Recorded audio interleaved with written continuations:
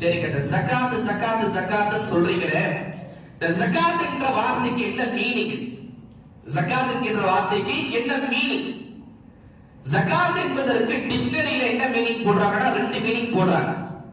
ஒன்னு வந்து தஹாரத் தூய்மை என்று மீனிங் போடுறாங்க. இன்னொரு மீனிங் என்னன்னு சொல்லி கேட்டா நமா வளர்ச்சி என்ற மீனிங்க போடுறாங்க. அல்லாஹ் ஜல்ல ஷானஹு தஆலா இந்த வணக்கத்திற்கு தூய்மை என்ற பொருள் அடங்கிய வளர்ச்சி என்ற பொருள் அடங்கிய ஒரு வார்த்தையை பேரா வச்சா அப்படின்ற ஒரு கேள்வி வரும் பொழுது ஃபுகஹாக்கள் மார்க்க சட்ட விற்பனர்கள் சொல்லி காட்டுறாங்க, ஒருத்தருக்கு ஜகாத்தை நிறைவேற்றிட்டாருன்னு சொன்னா அல்லாஹ் 2% கடமையாக்கி இருக்கான்ல, அந்த 2% ஜகாத்தை ஒருத்தர் நிறைவேற்றிட்டாருன்னு சொன்னா அவர் செல்வத்தில் உள்ள அழுக்குகள் கழிவுகள் எல்லாம் வெளியாகி விடுகின்றது. நபி ஸல்லல்லாஹு அலைஹி வஸல்லம் ஹதீஸ்ல சொல்லுவாங்க, இன்னமா ஹிய அவ்சாஹ்.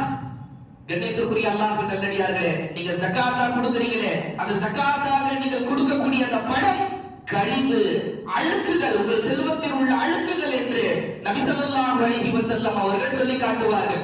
அப்ப இந்த ஹதீஸின் அடிப்படையில ஃபுகஹாக்கள் என்ன சொல்றாங்கன்னு சொல்லி கேட்டா, நம்ம ஜகாத்தா கொடுக்கிறது நம்ம செல்வத்துடைய கழிவுகளை தான் என்ன பண்றோம்னு சொல்லி அகற்றுறோம். அந்த கழிவுகளை நம்ம நீக்கிட்டோம் சொன்னா மீதம் உள்ள 97% பணம் செல்வம் தூய்மை அடைந்து விடுகின்றது. அப்படி தூய்மை அடைவதன் காரணமாக தான் இந்த வணக்கத்திற்கு தஹாரத் தூய்மை என்ற ஒரு பொருள் உள்ள ஒரு பெயர் அல்லாஹ் தஆலா இந்த வணக்கத்திற்கு பெயரா வச்சிருக்கான்.